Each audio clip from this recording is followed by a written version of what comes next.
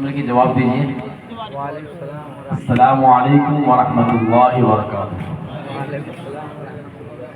اب معلوم ہو رہا ہے کہ ماشاءاللہ آپ سب بیدار رہے, جاگ رہے, ورنہ آواز نہیں ایسا معلوم ہو رہا کہ شاید رات کا وقت ہو گیا ہے, نیند طاری ہو گئی ہے, ایسا محسوس ہو رہا ہے. سب بیدار ہیں ماشاءاللہ. اچھا, اگر نیند آ رہی ہے تو پھر دعا کر دیں گے.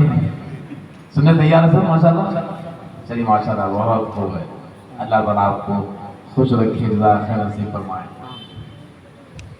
الحمدللہ رب العالمین والصلاة والسلام علی رسولہ الکریم, اما بعد.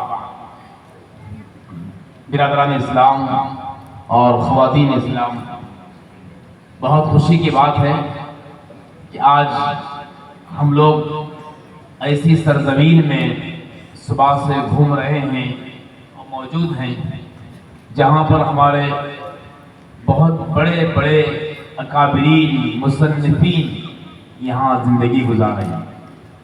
ہم بچپن سے سنتے آتے تھے کیرانہ کا نام, مولانا وحید الزمان کیرانوی رحمۃ اللہ علیہ, ان کی کتاب القاموس الجدید وغیرہ ہم پڑھتے تھے اور ابھی بھی پڑھتے ہیں.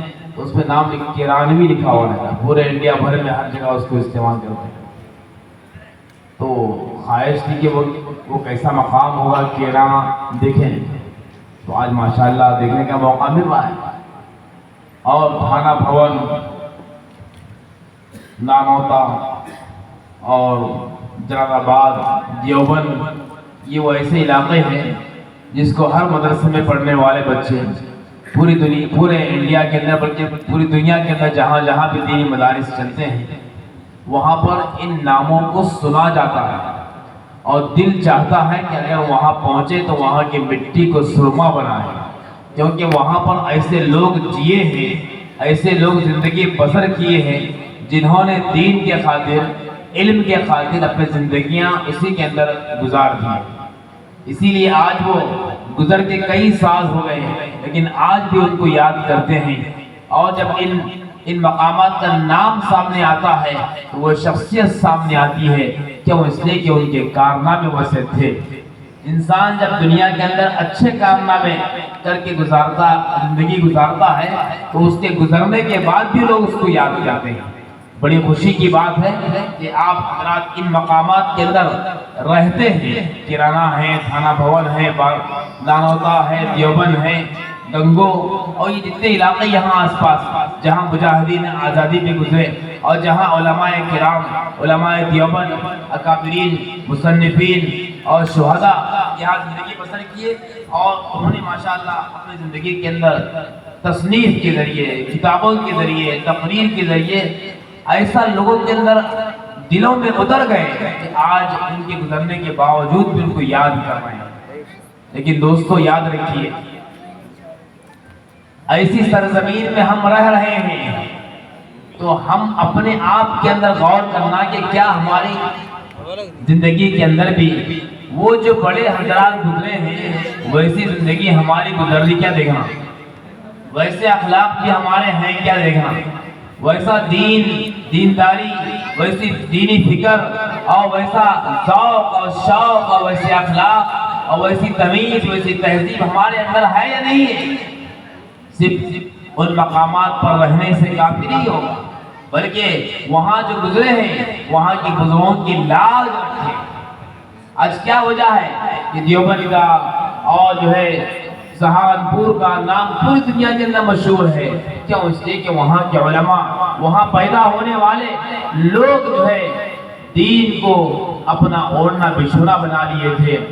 اور پوری دنیا کے اندر ان حضرات کا نام جب لیا جاتا ہے تو ان کی ماؤں کو یاد کرتے ہیں اور یاد کر کے سوچتے ہیں کہ کیسی ماں تھی ہوگی, کہ کتنی ان کے اندر دینداری تھی ہوگی, کیسا ان کے اندر تقویٰ تھا ہوگا کہ ان کے پیٹ سے ایسے بچے جنم لیے جو بڑے بڑے اکابر بنے. مولانا اشرف علی تھانوی رحمۃ اللہ علیہ, اور مولانا خلیل احمد صاحب سہارنپوری رحمۃ اللہ علیہ, اور مولانا قاسم صاحب نانوتوی رحمۃ اللہ علیہ, اور مولانا حافظ احمد صاحب, اور اس کے علاوہ مولانا خالد طیب صاحب رحمۃ اللہ علیہ. کیسے بڑے بڑے اکابر گزرے. کیا آج بھی ویسی مائیں پیدا نہیں ہو سکتی؟ کیا آج کی عورتیں بھی اپنے پیٹ سے ویسے اولاد کو جنم نہیں دے سکتی؟ ضرور دے سکتی ہیں، مگر شرط ہے کہ ان کی زندگی میں تقوی آئے، للہیت آئے، اور ان کی زندگی کے اندر وہ ذوق و شوق ہو، دین کی فکر ہو، طلب ہو۔ ہم نے سنا ہے، کتاب کے اندر پڑھا ہے کہ جب مولانا قاسم صاحب نانوتوی رحمت اللہ علیہ کی جب شادی ہوئی، جب ان کا نکاح ہوا، تو جب نکاح ہونے کے بعد انہوں نے پہلی ملاقات کے موقع پر اپنی اہلیہ کو دیکھا کہ ان کے گلے میں، کانوں میں بہت سارا زیور ہے اور بہت پیسوں والا زیور ہے۔ ان سے کہا، ایک ہی بات کہی، فرمایا کہ تم یہاں آئی ہو مانو گی یا منواؤ گی؟ کیا کہا؟ مانو گی یا منواؤ گی؟ میری بات مان کے رہو گی یا اپنی بات منواؤ گی؟ وہ بھی اچھے گھرانے کی خاتون تھی، تربیت یافتہ تھی۔ انہوں نے کہا کہ مانوں گی، میں منوانے کے واسطے نہیں آئی ہوں بلکہ آپ کی مان کے چلنے کے واسطے آئی ہوں۔ اس کے بعد انہوں نے کہا کہ دیکھو، اگر تم ماننے کے واسطے اگر آئے ہیں تو تمہارے گلے کے اندر جو زیور، گلے میں جو زیور ہے، تمہارے کان میں جو زیور ہے، وہ نکالو اور مجھے دے دو۔ چنانچہ انہوں نے کہہ دیا تھا کہ میں ماننے کے واسطے آئے ہوں، اپنا زیور نکال دیے اور دے دیا شوہر محترم کو۔ صبح گئے اور دارالعلوم دیوبند کے خزانے میں اس کو جمع کرا دیا اور کہا کہ دارالعلوم دیوبند کے واسطے وقت ہے۔ جب ان کے خزانہ محترم کو معلوم ہوا، وہ اچھے جائیداد والے تھے، معلوم ہوا کہ جو ہے میری بیٹی کے شوہر، میرے داماد پورا زیور لے جا کر دارالعلوم دیوبند میں جمع کرا دیے۔ اس کے بعد پھر دوبارہ انہوں نے اپنی بیٹی کے واسطے پھر زیور دیا۔ پھر آنے کے بعد میں پھر کہا کہ تم مانو گی یا منواؤ گی؟ کہا کہ منوانے کے واسطے نہیں آئی ہوں، ماننے کے واسطے آئے ہوں۔ کہا کہ زیور دے دو۔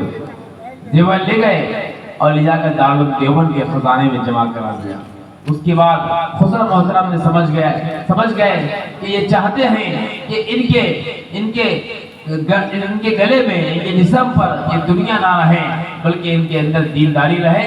اس کے بعد ان کے اندر ایسی دینداری آئی کہ وہ پورے تاحیات اپنے آپ کو زندگی کے واسطے وقف کر دیے اور بہت نیک متقی خاتون تھے۔